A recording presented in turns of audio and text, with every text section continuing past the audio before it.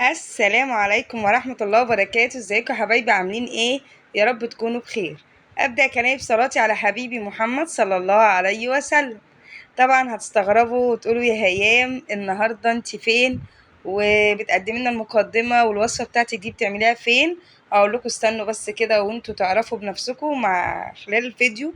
ان شاء الله في خلال الفيديو تعرفوا انا فين وهنعمل الوصفة بتاعتنا الجميلة دي النهارده عند مين. يلا بينا الأول نقول بسم الله ونصلي على رسول الله ونبدأ من يمين عشان ربنا يجعلنا دايما من أهل اليمين ونشوف مكونات وصفتنا النهاردة ايه.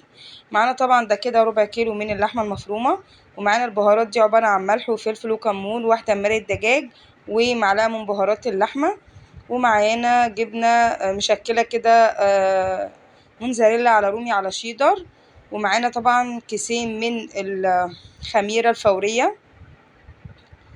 تمام، عشان نحتاجها النهارده في عجينة البيتزا. طبعا عرفتوا بالمكونات دي احنا هنعمل ايه، هنعمل احلى صينيتين بيتزا ان شاء الله مع بعض.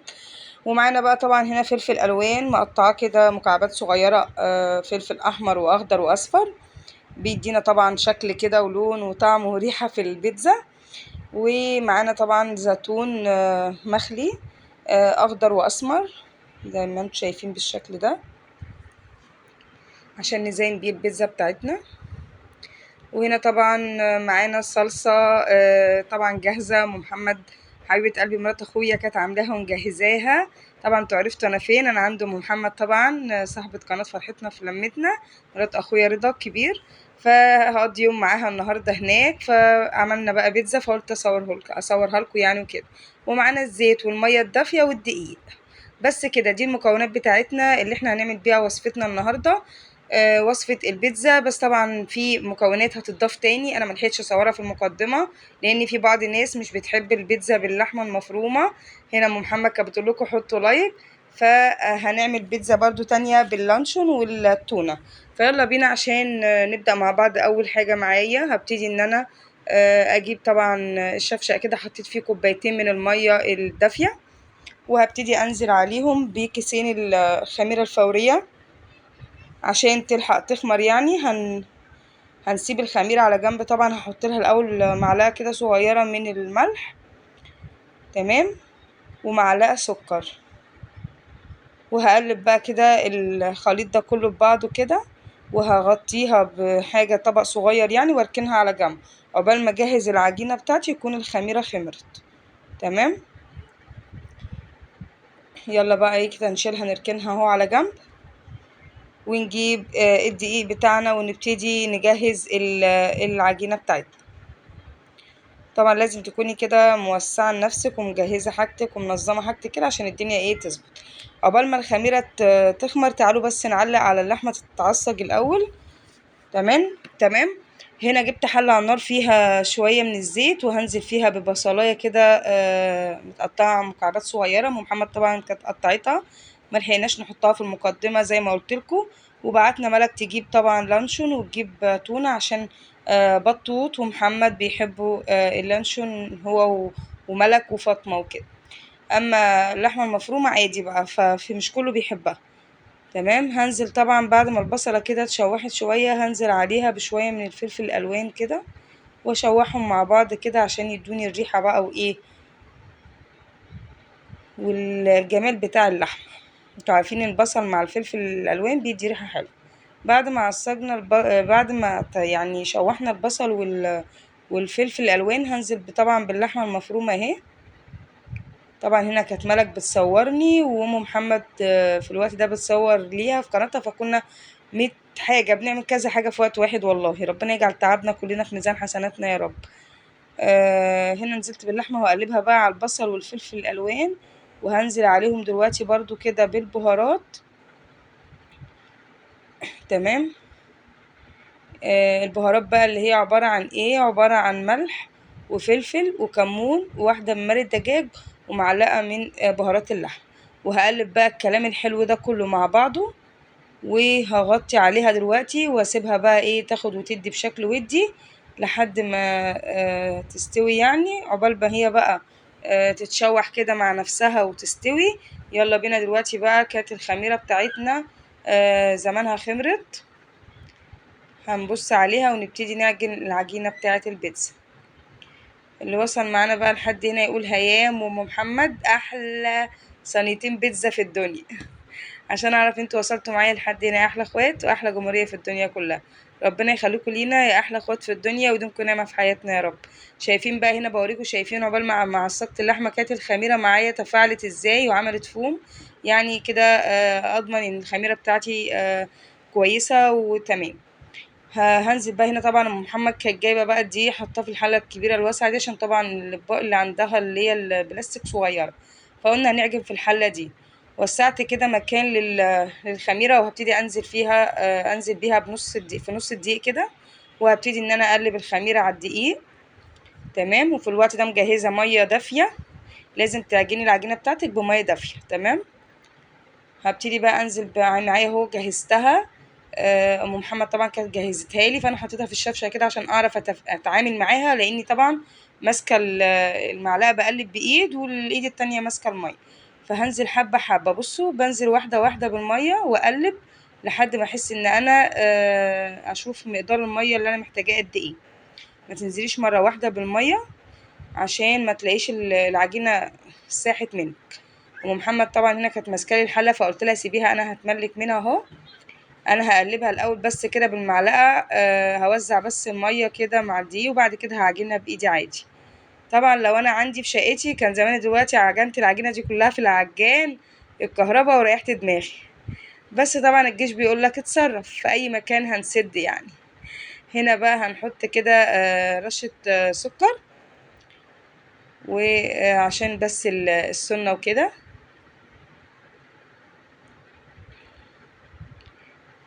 يعني لما بنيجي نعمل حلويات بنحط رشة ملح عشان السنة، نيجي نعمل مثلا الحوادق نحط رشة سكر. المهم احنا نمشي ورا السنة وخلاص. هنا في الوقت ده معلش كانت التليفون وقع من ايد لوكا غصب عني كده، ايدي خبطتها فوقع، فما رضيتش اقطع بقى المقطع ده، سبتكم كده تضحكوا شوية. المهم يعني عشان تشوفوا اللي بيحصل لنا خلف الكواليس، والله ده احنا لو جبنا لكم الكواليس اللي بتحصل في الفيديوهات هتفطسوا ضحك. المهم بقى طبعا سبت المعلقه وقلبت بايدي، وابتديت ان انا اعجن اهو العجينه بتاعتي والمها بالشكل ده. طبعا هتحسي ان هي عجينه البيتزا بتلزق شويه منك، بس مع الوقت هتلم معاكي. تمام. يلا بينا بقى ايه كلكم زي الشطار كده، شمروا ايديكم وانزلوا عجين العجينه دي معايا. هنا بقى ام محمد كانت بتحط لي بس كده رشه من الزيت عشان الم بيها العجينه اللي في الاطراف، لان زي ما احنا عارفين العجينه بتاعه البيتزا بتلزق مهما نعجن فيها، برضو تلاقيها بتلزق سيكه كده. وهنا بقى بعد ما عجننا العجينه بتاعتنا وسيبناها خمرت بالشكل ده، شايفين بقى ما شاء الله ارتفعت ازاي واتخمرت يعني معانا. يلا بينا بقى نجهز مع بعض دلوقتي صينيتين البيتزا بتوعنا. هبتدي انزل في قاع الصينيه كده بشويه من الزيت، ادهن بس الصينيه بيهم. طبعا ام محمد عندها فرشه وكده للزيت بتدهن بيها، بس انا جيت اعمل بيها لقيتها بتفك يعني، فمش هتسعفني، فقلت بقى ايدي على طول هعمل كده ادهن الزيت على طول في قاع الصينيه، وانا كده كده ايدي اصلا ايه متعصه من الزيت وانا بلم العجينه، فعادي يعني. احنا طبعا بنبقى غاسلين ايدينا يا جماعه كويس جدا والله كذا مره يعني قبل ما نعمل الحاجه، ودي نظافه لينا احنا شخصيا قبل اي حد. تمام. النظافة من الإيمان يا جماعة. فيلا بينا دلوقتي بقى هنا العجينة، شايفين بقى ما شاء الله، بصوا العجينة بقى اتخمرت اهي وبتلم معايا على طول، شايفين يعني مش بتلزق زي الأول اهو. يا رب تكون واضحة ليكوا اهي. بحاول بقى ان انا المها كده، فطبعا هحتاج برضو ان انا المها بقى بشوية من الزيت برضو على ايدي. هنزل بشوية زيت كده عشان تتلم معايا على طول ما تلزقش في ايدي.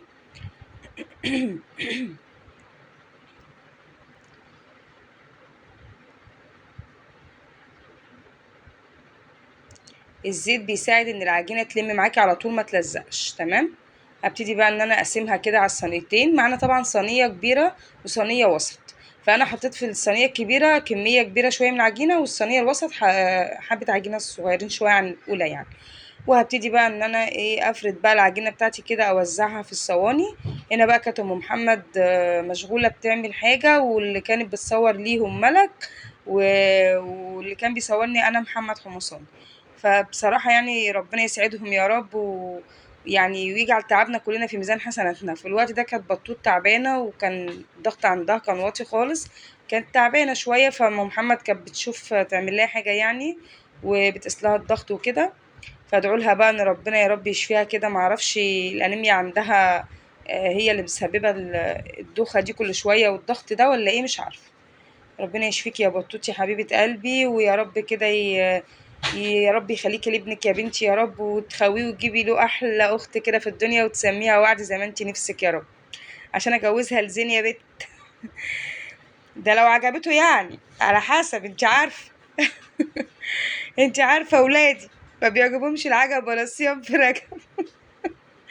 بيحبوا يتقمعوا ويتشرطوا. المهم تعالوا بقى شوف انا عملت ايه. انا عجنت طبعا، قصدي فردت العجينه في الصينيه، وابتديت ان انا اعمل لها حاجز كده من الاطراف، عشان لما نيجي نحشي الحشوه بتاعتنا ما تخرجش بره الصينيه. تمام. يلا بينا بقى، دخلنا جوه في المطبخ كده، وجبت الصينيتين بتوعي زي ما فردت الاولى، فردت التانية برضه اهو بالشكل ده. وهنا كانت الصلصه بقى طبعا معايا، هم محمد كانت مسبكاها ومنشفاها ومجهزاها كويس جدا. لو انت حابه تجيبي صلصه جاهزه عادي ممكن تستخدمي صلصه جاهزه، حابه تعمليها في البيت بتعصري الطماطم وتسبكيها تسبيكه عاديه خالص، وتضيفي لها البهارات اللي هي ملح وفلفل وكمون وشويه شطه حمراء. الشطه الحمراء دي اختياري مش اجباري. وبس. وشويه، وممكن واحده مرقه دجاج، وتسيبيها تنشف خالص بالشكل ده. فردت بقى طبعا كميه الصلصه للصينيتين بالشكل ده كده. وهبتدي بقى ان انا انزل الاول باول صينيه معايا. هعمل اللحمه، هنعمل اول صينيه كده باللحمه المفرومه. دي كده اللحمه بتاعتنا اهي بعد ما عصجناها، شايفين بقى ما شاء الله. استوت كويس جدا، وخدت بقى لون كده جميل مع الفلفل الالوان والبصل. هبتدي ان انا اوزع اللحمه كلها كده على الصينيه. تمام. وبعد كده هنزل عليها طبعا هننزل بالفلفل الالوان. صح. يلا يا هيومه بقى، يلا يا هيومه. عارفين انا ما بمنتج الفيديو ده والله العظيم وانا اصلا مش مركزه. استنوا انا اصلا لسه هنا مش هنزل بالفلفل الالوان. انا هروح الاول على الصينيه التانية، هنزل عليها نص الصينيه نعملها لانشون. هنا كانت ملك جابت لنا لانشون، وجابت علبه تونه اهي. هعمل لهم بقى نص الصينيه لانشون، ونص الصينيه التانية تونه، عشان خاطر محمد ولوكا وبطه. تمام. هما كلهم يعني بيجتمعوا على ان اللانشون والتونه عجبتهم اكتر من اللحمه المفرومه. بس طبعا دي حريه شخصيه. انا بصراحه مش بحبها بالحاجات دي خالص، انا بحبها بالفراخ. بس احنا في اليوم ده ما كانش فيه فراخ فعملناها باللحمه. انا بصراحه بحب بتاع البيتزا بالفراخ بتبقى حلوه. اما المكرونه البشاميل بحبها بالفراخ باللحمه. امشي عكس الدنيا اللي مش عارفه. اللي زي كده ينزل يكتب لي في الكومنتات يقول لي هام احنا كمان بنحب المكرونه البشاميل باللحمه، وبنحب البيتزا بالفراخ زي. يلا بعد ما وزعنا بقى التونه واللانشون على الصينيه التانية، هننزل بقى كده نجرنش بقى ونوزع بقى الفلفل الالوان كده، نحاول نزين بقى الصواني بتاعتنا. اول صينيه معايا نزلت اهو بالفلفل الالوان. شايفين بقى الفلفل بقى بيدي لون كده وشكل حلو للبيتزا ازاي. وبرده هوزع على الصينيه التانية. حطيت نص الكميه هنا ونص الكميه على الصينيه التانية.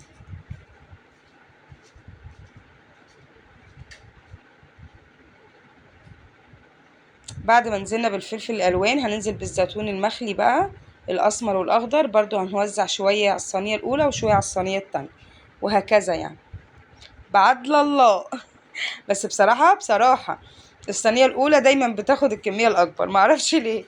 مع اني والله بحاول اظبط الاتنين يكونوا قد بعض، بس سبحان الله دايما اللي في الاول بيكتسح المجال في كل حاجه. المهم وزعنا كده الزيتون. يلا بينا بقى اخر حاجه معايا الجبنه اللي هي مشكله بقى، جبنه شيدر على موزاريلا على رومي مجروشه، يعني اللي هي الجبنه اللي هي بتبقى مبروشه يعني. مبشوره قصدي، مبروشه ايه مبشوره. هوزع على الوش كده. هي ما كانت محتاجه بصراحه كيس كمان، بس هو ما كانش متواجد غير كيس واحد، فقسمنا نصه هنا ونصه هنا، ومشي الحال يعني مش هتقف الدنيا. بنمشي نفسنا بالموجود عندنا يا جماعه. وطبعا كل حاجه على حسب الامكانيات وعلى حسب عدد افراد الاسره. تمام. يلا بقى كده خلاص، كنت زينت الصينيتين بتوعي بالشكل ده، وبحاول اظبط الدنيا هنا وهنا. شايفين؟ انا ايدي اللي بتظبط كل حاجه، وعينيا شايفه وايدي بتظبط. يلا بقى نشيل الصينيتين دول. وفي الوقت ده كانت ام محمد بتسخن لنا الفرن الفلاحي الجميل بتاعها. شايفين بقى شكل الصواني قبل ما تدخل الفرن عامله ازاي؟ والله تتاكل نيه. يلا ناخدهم بقى ونطلع بينا على الفرن. حطوا لنا اللايك بقى لو وصلتوا لحد هنا معانا، ولو لقيتوا ان احنا نستاهل اللايك حطوا اللايك. هنا في الوقت ده كانت ام محمد جت بقى، هي اللي قاعده دلوقتي قدام الفرن. طبعا ده شكل الصواني هي قبل ما تدخل الفرن، وهوريكم شكلهم برضو بعد ما تطلع من الفرن.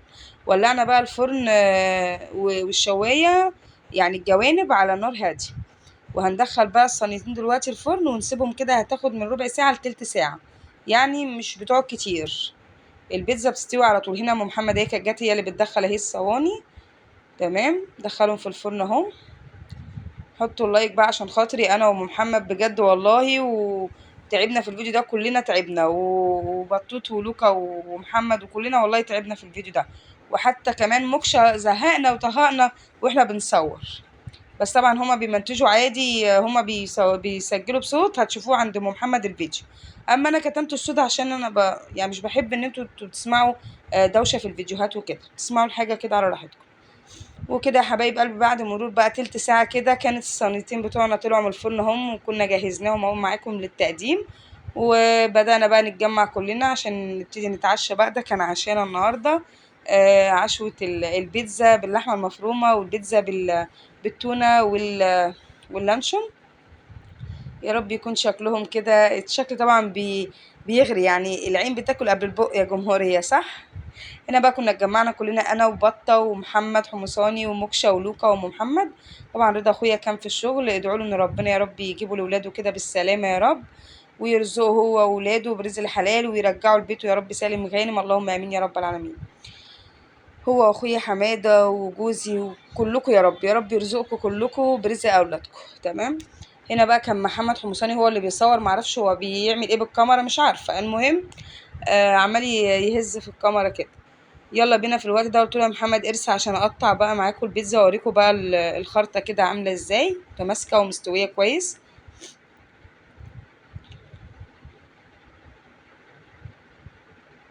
يلا بقى ايه، هقطع معاكم كده مثلثات. الصينيه الاولى كده، وهسيب الصينيه التانية محمد حمصاني اللي هيقطعها معاكم. تمام. انا بجيبها عكس عكس كده عشان تطلع مثلثات معايا. اللي وصل معانا بقى لحد هنا يصلي على النبي كده ويذكر الله، الا بذكر الله تطمئن القلوب. وتعالوا بقى كلوا معانا بيتزا يا احلى اخوات في الدنيا كلها. كل اللي بيحب البيتزا طبعا ينزل ياكل معانا بيتزا. يا ريت والله ينفع كنت اوصلها لكم لحد البيت.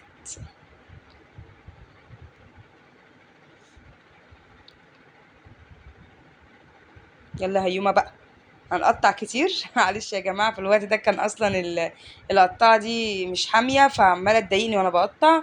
جبت بقى كده الشياله اللي بتشيل القطعة البيتزا اهي. بحاول، انا كنت محتاجة سكينة، عمالة لهم حد يناولني السكينة يا جدعان.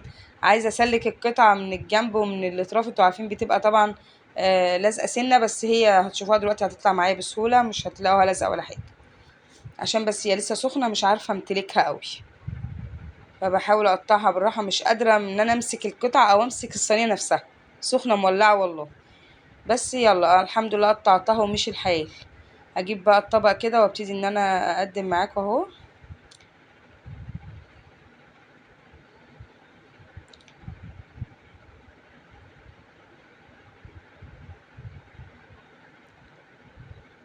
شايفين البتاع اللي انا بقطع بيها دي مش حامية خالص، عشان كده مش عايزة تقطع القطع. فعملتها بايدي ازاي وسخنة والله مش عارفة امسكها.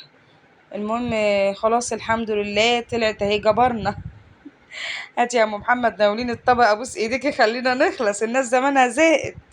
شايفين بقى يا جماعة، دي قطعة البيتزا طلعت معانا الحمد لله بسلامة اهي. وشايفين مكانها اهو الحمد لله، مش لازقة ولا حاجة، بس هي كانت سخنة وانا مش عارفة اطلعها عشان كانت سخنة. شايفين مكانها، بقول لكم هنا الحمد لله ما لزقتش ولا حاجه، هي بس هتهدى شويه وتطلع بسهوله. يلا بقى نشوف الصينيه التانية، هدي محمد بقى هو يقطعها، عشان بجد انا تعبت في الصينيه الاولى. هنا كان محمد حمصاني بقى هو اللي ايه، توكل بقى بتقطيع البيتزا التانية. طبعا هو كان قطعها مع نفسه، مش هيقطعها معاكم بقى ونقعد نصدعكم مرتين. شايفين بقى الصينية التانية ما شاء الله طالعة متقطعة كده خرط متماسكة ازاي. انا معرفش اقطع الصينية الاولى بصراحة، كانت سخنة على ايدي ومش عارفة امسكها. شايفين بقى الخرطة ما شاء الله جميلة ازاي. هنا كنت بديها البطوط بقى عشان بتحب اللي هي بالتونة، وهدي ملك بقى اللي هي برضو باللانشون والتونة بتحبها. شايفين القطعة دي تستاهل بقوكي احلى جمهورية في الدنيا كلها. يلا بقى اللي بيحب البيتزا يجي ياكل معانا بيتزا كده ويقول لنا رأيكم بقى. قولوا رأيكم بصراحة في البيتزا كده شكلها مغري ولا لا، واحلى واطعم من بتاع بره كمان، وحاجة انتي عاملاها بايدك ومضمونة وعارفة انتي عاملاها ازاي وكده يعني. هنا بقى كنت بناول الطبق ده لوكا، فبطة قالت لي لا هاتي ده وخدي لها اللي هي باللانشون عشان هي بتحب اللانشون. تمام، بس كده قطعنا بقى الصينيتين زي ما انتم شايفين، نسفنا نص الصينيه دي ونص الصينيه دي ولسه هنكمل يعني، احنا لسه بنقول يا هادي. هنا حمصاني كان بيقول لكم حطوا احلى لايك بقى لاحلى صينيتين بيتزا. وهنا بقى يعني حمصاني بيحاول بقى ان هو يتذوق، فتعالوا نشوف رايه. شايفين انتوا هتشوفوا ملامح وشه معبره عن الطعم يعني. هنا كان بياكل بقى بيقول الله تحفة، وبيقول لي أحلى لايك يا عمتي. بصي الصينية، بيقول لي الصينية هاكلها كلها. فقلت له بألف هنا وشفا يا محمد، وكل اللي هياكل من البيتزا دي بألف هنا وشفا على كل اللي كان منها كل منها. واشوفكم على خير بقى بفيديو جديد، ومع السلامة.